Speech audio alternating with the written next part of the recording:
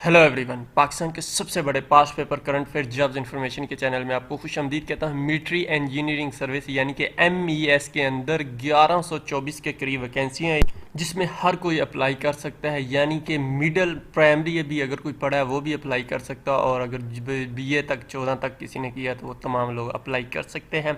अगर इसकी तैयारी के लिए आपको PDF में बुक्स चाहिए, sample paper, past paper, original past paper जो है चाहिए, तो उसका लिंक डिस्क्रिप्शन में मौजूद है। पासवर्ड इसी वीडियो में मैं आपके साथ आगे जाके शेयर कर दूंगा। दोस्तों, इस वीडियो में हम डिस्कस करेंगे सिलेबस क्या हो सकता है, क्योंकि सिलेबस इंतहाई इंपॉर्टेंट है, और सिलेबस बताऊंगा डिटेल के साथ कि किस तरह आपको इसके बारे में तैयारी करनी है। क्वेश्चन उर्दू में होंगे, इंग्लिश में होंगे, पेपर उर्दू में आएगा, कितने क्वेश्चन उर्दू में होंगे, क्या इंग्लिश में होगा, पेपर की तैयारी कहाँ से करें, टेस्ट को पास करने के हवाले से टिप्स जिससे आप अच्छे मार्क्स इंशाल्लाह ले सकेंगे, वो वेबसाइट जहाँ से पेपर आता है।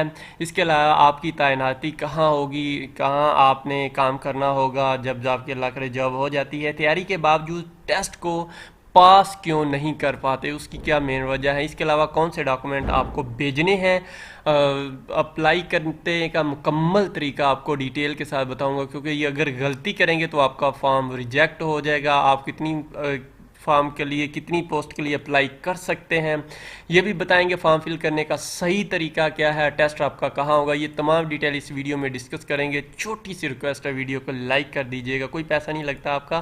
चैनल सब्सक्राइब नहीं किया, सब्सक्राइब करके घंटी के बटन के ऊपर ज़रूर क्लिक कर लीजिएगा। सबसे पहले दोस्तों सिलेबस के ऊपर आते हैं।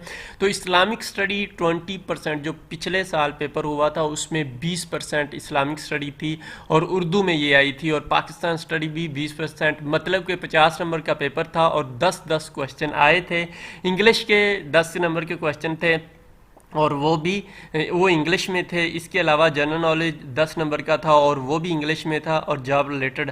अब जॉब रिलेटेड में क्या आएगा, अगर कोई सिविल इंजीनियरिंग का अप्लाई कर रहा है तो सिविल इंजीनियरिंग के रिलेटेड क्वेश्चन आएंगे। अगर कोई कंप्यूटर के लिए UDC IDC कर रहा है तो उसमें कंप्यूटर के रिलेटेड आएंगे। इसी तरह जो भी कोई कर रहा है, और ये सिलेबस जो है स्केल 6 से लेके 14 तक के लिए है, ठीक है। 6 से नीचे वालों के लिए ये सिलेबस नहीं है। कितनी पोस्ट पर अप्लाई कर सकते हैं दोस्तों, और इसके अलावा मैं बताता चलूँ तो आपको पेपर भी दिखा देता हूँ इसका, क्योंकि आपको थोड़ा सा आइडिया हो। इस तरह का MES का पेपर होता है, ये इस तरह आपने इसको फिल करना होता है। ऊपर उन्होंने लिखा भी हुआ है कि 10-10 क्वेश्चन का ये सारा डिटेल के साथ लिखा हुआ है। उसके बाद ये पेपर है, और ये इस्लामिक स्टडी के क्वेश्चन है 10, और उसके बाद पाकिस्तान स्टडी के 10 शुरू हो गए, ये उर्दू में है दोनों। उसके बाद इंग्लिश का पोर्शन है, ये इंग्लिश में है, आप देख सकते हैं। उसके बाद जनरल नॉलेज है, ये भी इंग्लिश में है, और उसके बाद जॉब के रिलेटेड है। ये तमाम जो है इस तरह का पेपर होता है। ये मैं आपको डिस्क्रिप्शन में इसका लिंक दे दूंगा, और इसका पासवर्ड भी आपके साथ आगे जाके शेयर कर देता हूँ, आप इसको डाउनलोड भी। दोस्तों, सिर्फ एक पोस्ट के ऊपर अप्लाई कर सकते हैं, उन्होंने बाकायदा लिखा भी हुआ, एडवर्टाइजमेंट में भी पढ़ सकते हैं। और अगर एक से ज़्यादा अप्लाई किया हुआ पकड़ा गया तो वो रिजेक्ट, उसका एप्लीकेशन कर दी जाएगी। तरीकाकार एप्लीकेशन क्या है कि आपने अप्लाई ऑनलाइन करना है, उसके बाद आपने एप्लीकेशन जब सबमिट कर देंगे तो आपके पास जो चलान फॉर्म है वो आ जाएगा, और आपने उसका प्रिंट लेना है, और आपने उस बैंक में फ़ीस जमा करवा देनी है। जो ही आप बैंक में जाएंगे फ़ीस जमा करवाने, तो वो आपसे यानी कि फ़ीस लेके आपके ऊपर स्टैंप वगैरह लगा देंगे। आपने कोई भी डॉक्यूमेंट किसी भी जगह पे नहीं भेजना, बस ये जो चलान है इसका संभाल के रख लेना, और इंटरव्यू के वक्त ये आपके काम आएगा। कोशिश करिएगा टेस्ट के वक्त भी ले जाइएगा, हो सकता है बाज़ दफ़ा इशू बन जाए। वैसे वो स्टेटस आपकी एप्लीकेशन ऊपर लगा देंगे, तभी आपकी एप्लीकेशन एक्सेप्ट होगी अगर आपने फ़ीस जमा करवाई होगी। उसके बाद दोस्तों टेस्ट और इंटरव्यू के लिए जो है तमाम किस्म की आपको इन्फॉर्मेशन आपके मोबाइल के ऊपर दी जाएगी। और अगर कुछ लोगों ने जैसे कि जैस का नंबर होता है और कन्वर्ट दूसरे मोबाइलों में कंपनीज़ में जिस तरह यूफोन वगैरह में करवाया था, तो ऐसा नंबर मत दीजिएगा। और आप जो सही नंबर है, जैसा कि जैज़ का नंबर तो जैज़ में ही हो, तो इस तरह का नंबर अगर जोंग का जोंग में जैसा भी है आपका। तो कॉल लेटर्स और टेस्ट जो है जो होगा वो इनकी वेबसाइट के ऊपर अपलोड, जो ही जो लोग कामयाब होंगे, अगर उनको मैसेज आता है या टेस्ट वगैरह की डेट आती है तो वो मैसेज आएगा, और आपने इनकी वेबसाइट से अपनी जो रोल नंबर स्लिप वगैरह डाउनलोड कर लेनी है। फ़ीस जो है दोस्तों इसका जो है 1 से 2 स्केल के लिए कोई फ़ीस नहीं है। उसके बाद 3 से लेकर 14 स्केल तक के लोगों के लिए फ़ीस है, और जिस तरह मैंने बताया है कि आपको उनकी अप्लाई करेंगे तो वहाँ से आपको फॉर्म मिल जाएगा चलान, यानी कि, और आपने वो अस्करी बैंक या हबीब बैंक में जमा करवाना है। अस्करी बैंक की फ़ीस सिर्फ 20 रुपये और हबीब बैंक की 150 रुपये एक्स्ट्रा फ़ीस है, यानी कि यानी कि 3 से 10 स्केल के लिए अगर आप अस्करी बैंक में जमा करवाएंगे तो 420 जमा करवाने पड़ेंगे। अगर आप ये हबीब बैंक में करवाएंगे तो आपसे 550 रुपये लेंगे। तो लिहाजा कोशिश करिए अस्करी बैंक में ही जमा करवाइएगा और वहाँ पे सिलेक्ट भी अस्करी बैंक ही कीजिएगा। इसी तरह 11 से 14 स्केल के लिए 500 फीस है। और उसके बाद दोस्तों कोई भी अगर बंदा पोस्टल ऑर्डर या बैंक ड्राफ्ट जिस तरह लास्ट टाइम था बनाता है तो वो एक्सेप्ट नहीं होगा, सिर्फ ऑनलाइन ही जमा करवानी होगी। आपकी तैनाती किसी भी जगह पे पाकिस्तान में या पाकिस्तान से बाहर हो सकती है। उसके बाद डॉक्यूमेंट साथ कौन से लेके जाने, ये तमाम डॉक्यूमेंट आपने इंटरव्यू के वक्त लेके जाने हैं, उससे पहले कोई डॉक्यूमेंट की ज़रूरत नहीं है।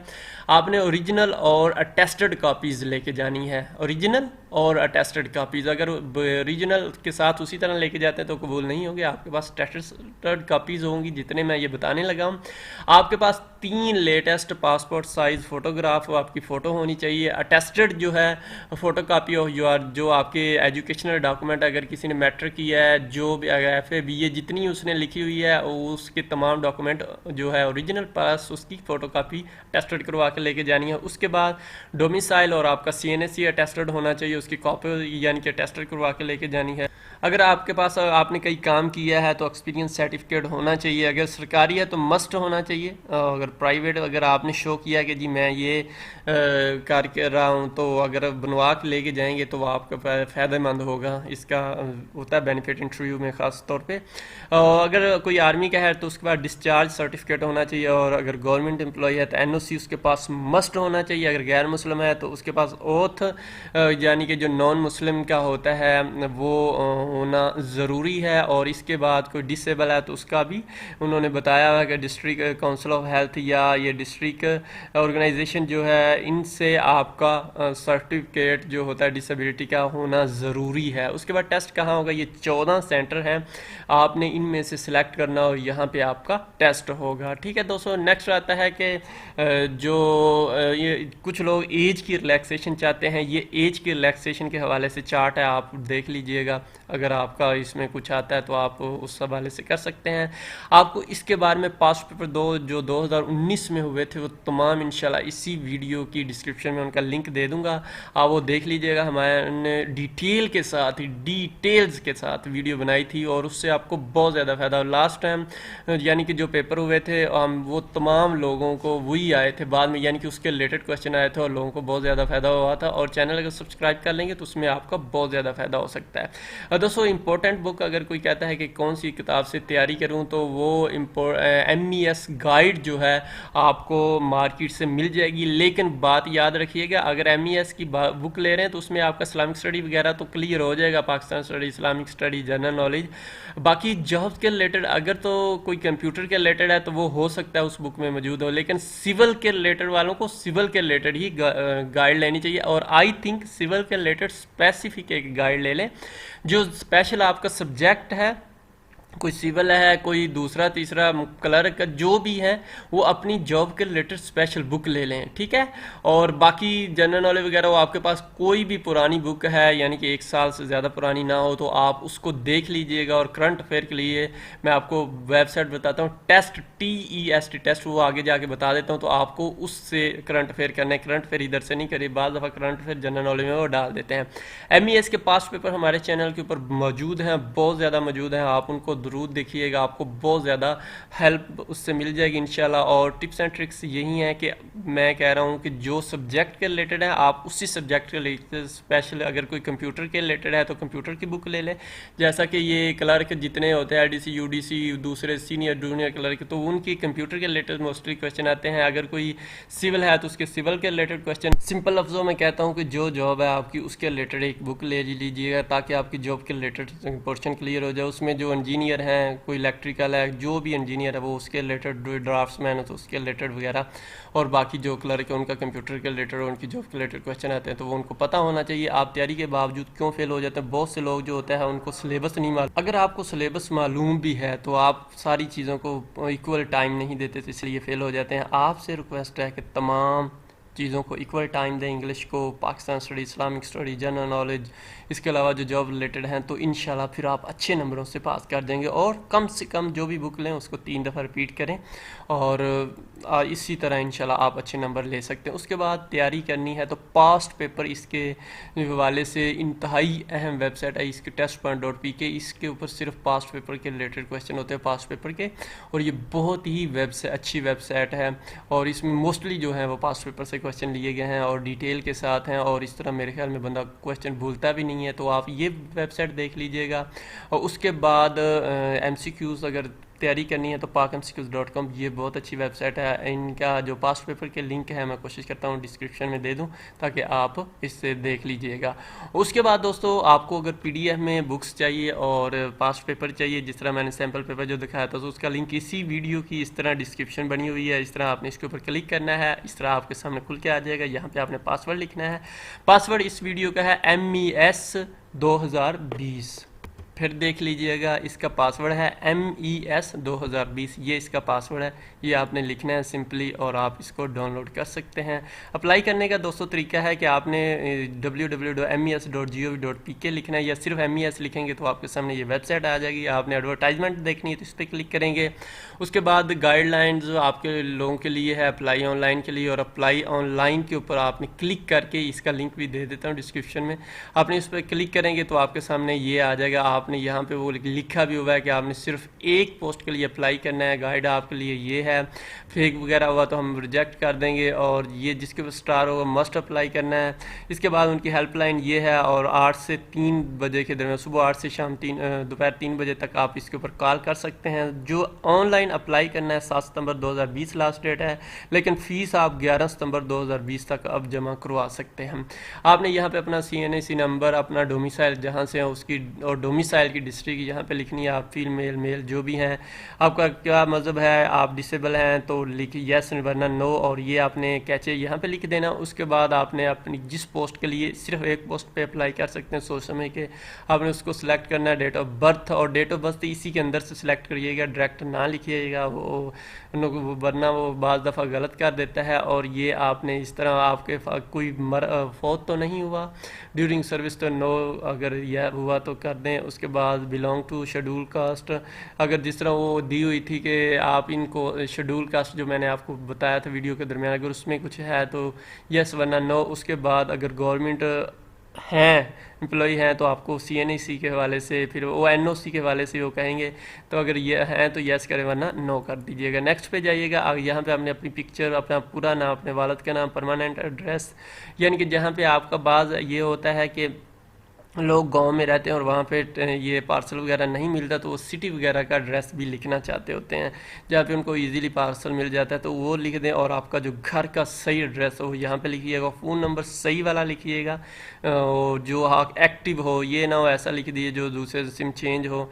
और आपको अगर 1 से 10 तक अप्लाई कर रहे हैं तो वो 400 ये फ़ीस मैंने वो बता दिया था, और उससे ऊपर वालों के लिए 500 फ़ीस है। तो ये यहाँ पे लिख के, और आपने पेमेंट डेट, जिस डेट को पेमेंट कर रहे हैं वो आप यहाँ पे लिख दिएगा। उसके बाद दोस्तों हो सकता है ये फॉर्म थोड़ा सा चेंज हो, क्योंकि ये 2019 वाला ये वाला जो पार्ट था तो थोड़ा सा चेंज भी 20 वाले में ये में भी नहीं हो एंड वाला, तो आपने फॉर्म को फॉलो करना है। और उसके बाद आपने यहाँ पे एजुकेशन, ये सेम 20 वाले में भी यही है, आपने इसके ऊपर 1 बाय 1 अपनी एजुकेशन जितनी है वो फिल कर लेनी है। उसके बाद आपने यहाँ पे एक्सपीरियंस अगर कुछ है तो एक्सपीरियंस आपने शेयर यहाँ पे लिख लेना है। और उसके बाद नेक्स्ट आपने एक्नॉलेजमेंट करके सबमिट, यानी कि आप ये सारा कुछ सही लिखा है तो सबमिट पे क्लिक करेंगे तो आपके सामने ये आ जाएगा। ये आपका रोल नंबर होगा, ये आपने ज़रूर कहीं लिख भी लेना है। उसके बाद क्लिक है टू प्रिंट, और यहाँ पे प्रिंट के लिए जो चलान फॉर्म का प्रिंट के लिए क्लिक कर देना है। आपने 500 रुपया जो है, जो पोस्ट होगी उसी हिसाब से, असिस्टेंट वगैरह जो उनकी तो 500 है, छोटे स्केल के लिए 400 है, तो लिहाजा, और हबीब बैंक में करवाएंगे तो 150 रुपये एक्स्ट्रा देंगे, यानी कि 500 प्लस 100 650। और अगर अस्करी में जमा करवाएंगे तो सिर्फ 20 रुपये, यानी कि 520 करवाएंगे। तो इसी में मेरे ख्याल में आपसे है तो पैसे कम हैं और मोस्टली स्टूडेंट गरीब ही होते हैं। उसके बाद दोस्तों अगर बाकी आप इंटर अपना रोल नंबर डाउनलोड प्रिंट जब करना है तो आपका रोल नंबर ये होगा, CNAC नंबर ये होगा। उसके बाद अपनी पोस्ट जो है सिलेक्ट करनी है, ठीक है, यहाँ पे जिस पोस्ट के लिए आपने, और ये यहाँ पे आप लिखेंगे और सबमिट करेंगे तो आपके सामने इस तरह चलान जनरेट होके आ जाएगा। आपने ये फ़ीस जमा करवा देनी है बैंक के, अस्करी बैंक या हबीब बैंक जिसमें आपको अच्छा लगे, और उसके बाद वो बैंक वाले जो होंगे अपनी फ़ीस जमा कर आपको ये कॉपी वापस दे देंगे और ये अपने पास रख लेंगे, ठीक है दोस्तों। उसके बाद दोस्तों आपने ये कॉपी जो होगी अपने पास रख लेनी है और ख़ास तौर पे इंटरव्यू के वक्त आपने लेके जानी है। और नेक्स्ट दोस्तों आपसे छोटी सी रिक्वेस्ट है और आपके लिए फ़ायदेमंद भी ये होगा, अगर आप चाहते हैं कि आपको PDF बुक, पास पेपर, सैम्पल पेपर और मुख्तलिफ जॉब्स की मालूमात आपके मोबाइल के व्हाट्सएप स्टेटस में मिलती रहें, तो आप हमारा नंबर 0308 25 33 000 अपने पास पाक MCQs ऑफिशियल के नाम से सेव कर लीजिएगा। सेव करने के बाद आप अपना नाम हमें मैसेज करिएगा तो आपके पास ये लिंक आएगा एक, आपने उस लिंक के ऊपर अपना नंबर सेव कर लेना है और उससे हमारे पास ईमेल भी आपका आ जाएगा। अगर किसी का बना नहीं तो वो नंबर आ जाएगा, हम आपके पास अपना पास नंबर सेव कर लेंगे और हमारा स्टेटस आपके साथ शेयर होना शुरू हो जाएगा। कोशिश करेंगे। और इसके अलावा हमारे जो ग्रुप्स हैं व्हाट्सएप, दूसरे तीसरे जितने ग्रुप्स हैं उनके लिंक डिस्क्रिप्शन में मौजूद है, आप उनको भी ज्वाइन कर सकते हैं। उम्मीद है आपको वीडियो पसंद आई होगी। और दोस्तों प्लीज़ कॉल्स इन्फॉर्मेशन जो भी होती है हम अपने स्टेटस में देते हैं, कोई किसी की कॉल या मैसेज का रिप्लाई नहीं देते। और दुआ में याद रखिएगा। अल्लाह।